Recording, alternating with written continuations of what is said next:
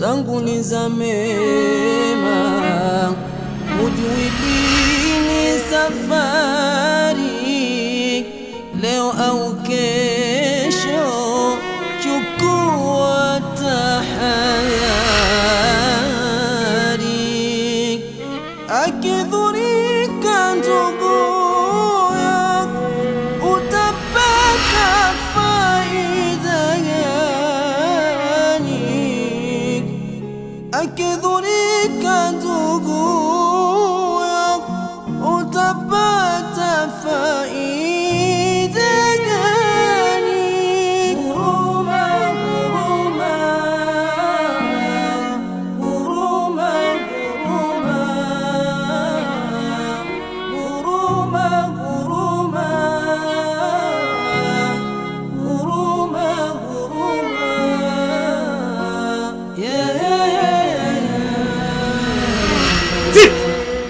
Vipi wewe unataka kumgusa mtoto?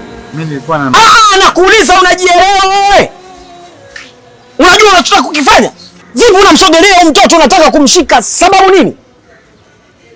Kwa ukichoka kimaisha, umevurugwa, unaruka, umekuja umeshika matakataka, unakuja unamfuata mtoto unataka kumshika ili weje?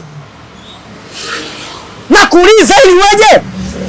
Hivi unajua ni kiasi gani unachokitumia cha gharama ili mtoto aweze kukaa sawa sawa kama hivi unavyomwona? Kwa katika maisha yako kila unayemuona mtoto wa mtu kapendeza, basi unamfuata unataka kumpapamikia, si ndivyo? Na kuuliza wewe, naomba majibu. Na mafagio yako umetoka kushika uchafu, unataka kuja kumpa mtoto wangu maradhi? Au ndio umechanganyikiwa na maisha? Ni maisha ambayo yamekuchanganya. Ulitumwa usisome. Kama Waarabu wenzio umekutenga, umefirisika, baba usilete kwa mtoto wangu. Sijui unanielewa? Hakutumwa kuwa maskini wewe. Siku nyingine usirudie tena kushikashika watoto wa watu.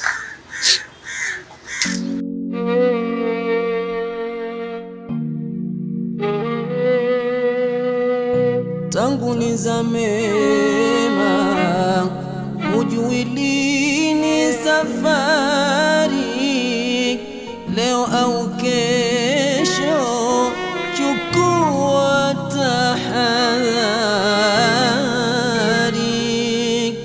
Akidhurika ndugu yako, utapata faida gani?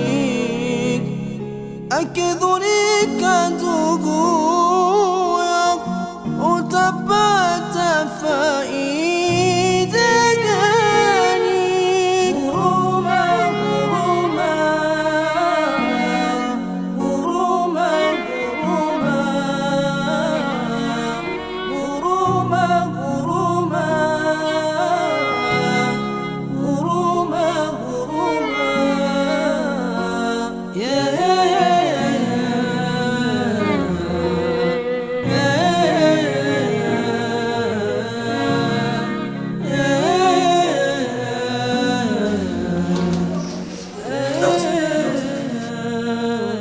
vipi bwana?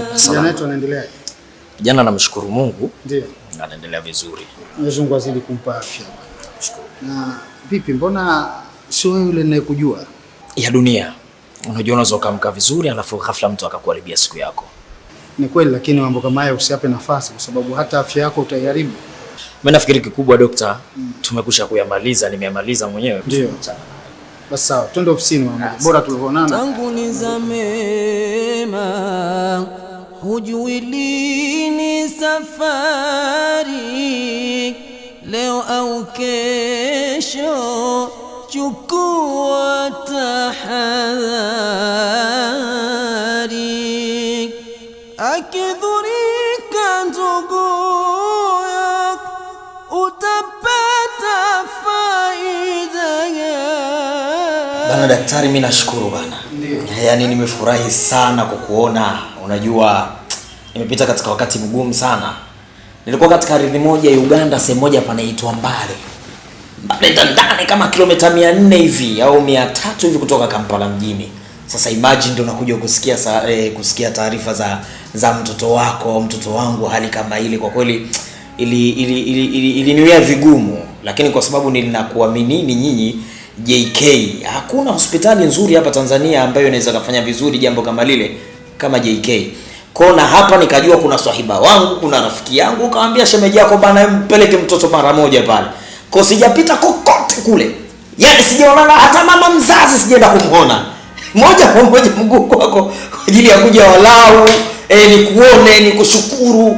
Kwa kweli mimi nakushukuruni sana. Wewe pamoja na hospitali yenu ya JK pamoja na timu nzima ambayo imeshiriki upasuaji wa mwanangu. Mungu akuzidisheni kila la heri. Mimi kwa niaba ya wenzangu tunazipokea hizo shukrani kwa sababu professional yetu tunatakiwa tuhakikishe kwamba mgonjwa akiingia hapa akiwa anaumwa anatoka akiwa mzima kwa uwezo wa Mungu, lakini pia kwa utaalamu ambao Mungu ametupa sisi waja wake. Kiukweli hali ilikuwa very complicated. Kwa uwezo wa Mungu na elimu ndogo ambayo Mungu ametupa waja wake na umahiri wa JK Hospital tulionao, basi tulifanikiwa kunusuru maisha ya mtoto wetu.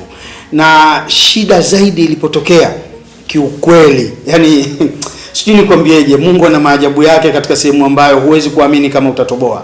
Alimleta mtu ambaye huwezi kumdhania kwamba huyu mtu anaweza akafanya maajabu na kumnusuru mtoto katika ile hali ambayo anayo. Yani mimi mwenyewe kwanza yule mtu sikutaka kumwamini, nilikuwa namfukuza. Lakini kikanambia kitu, hebu msikilize, inawezekana ana msaada fulani.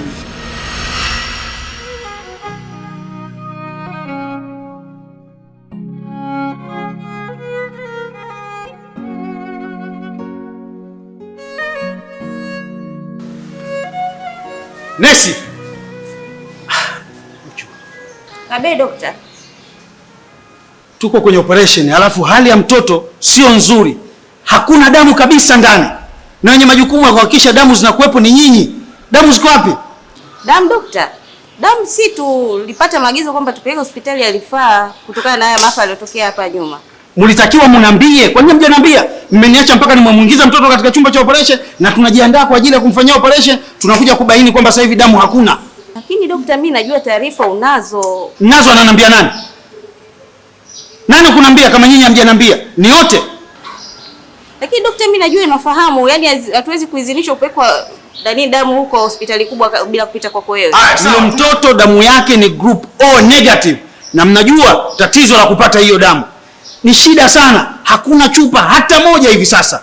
Na niko katikati ya operation. Tayari mtoto tumeshamlaza. Tunafanyaje sasa? Dokta. Nini bwana, ngoja tuko kwenye hali mbaya. Tuna issue muhimu. Mtoto uko theater, hali yake sio nzuri na damu hivi sasa hakuna humu ndani. Wewe endelea na usafi kwanza. Sisi tunapanga tunafanyaje jinsi ya kupata damu ya mtoto. Dokta, nimekusikia ukitaja damu group O negative. Hiyo ndio damu yangu mimi dokta. Na miezi mitatu nyuma nilichangia damu hapa hospitali. Naweza nikatoa hiyo damu dokta. Wewe damu yako ni O negative. O negative. Sasa group yangu hiyo. Cha kufanya, hebu hakikisha kwanza mnaenda kumpima, muhakikishe kwamba ni salama, sawa, katika vitu vyake vyote vya damu. Alafu baada ya hapo ndo tutajua tunapata chupa ngapi kwake kwa ajili ya kunusuru maisha ya yule mtoto. Ifuate taratibu yote, sio kwa sababu tuko naye ndani muanze kuviolate another rules. Zote muzifuate. Alafu ikionekana yuko salama, tuleteeni damu haraka sana. Sawa. Jitahidini kwa haraka. Alifanya jambo zuri na kubwa sana. Sasa kama ndio hivyo, yuko wapi huyo mtu walau ni mkumbatie, walau ni muhagi, kwa sababu unajua ndio mtoto wangu pekee huyo. Ni mtoto unayempenda na bado Mungu hajajalia kupata mtoto mwingine, alafu ndo kidume. Fahadi jina la mzee wangu. Naomba uniitie huyo mtu walau nimpatie chochote kitu, kijizawadi kidogo. Kiukweli. Katika swala la zawadi utashangaa. Alilolifanya ni kubwa sana. Sisi tulimwandalia kitu fulani cha kumpa kwa ajili ya kumsaidia kwenye maisha yake. Hakika alikataa. Na alisema yeye aombewe tu kwa Mungu maisha mazuri basi namtosha. Kwa hiyo inaonyesha ni jinsi gani alivyokuwa na mapenzi ya dhati kwa wanadamu wenzake. Lakini kama umeomba japo aje umuone, basi hilo sito likataa. Na utaona jinsi gani alivyokuwa ni mtu mwema ukimuona tu kwa macho. Sito likataa. Ngoja nipige simu reception ili waweze kumuita. Hello, Nesi. Ndio sawa. Nipo na wasubiri kidogo au waende kwa Dr. Kinyogori hapo. Mimi kidogo hapa ninaishwa hapa. Sasa hebu naomba uniitie yule mzee nani? Mzee Shambe.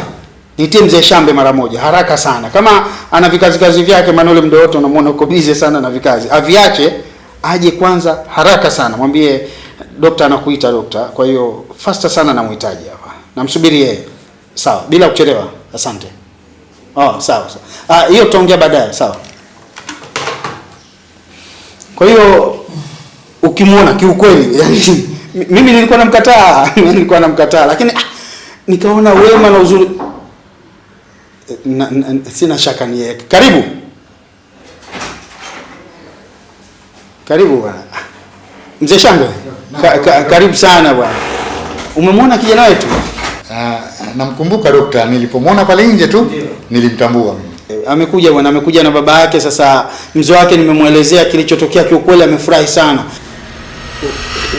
Huyu ndo kafanya hayo ulonieleza? Kuna watu wema bado wapo katika dunia hii, na Mungu hawadhihirishi kwa utajiri wala kwa uzuri wala kwa ufahari wa miili yao. Wengine wanakuwa ni dhaifu tu katika dunia tulionayo, lakini wema wao basi Mwenyezi Mungu anautambua muda wote ule. Tangu nizamema ujulini safari leo au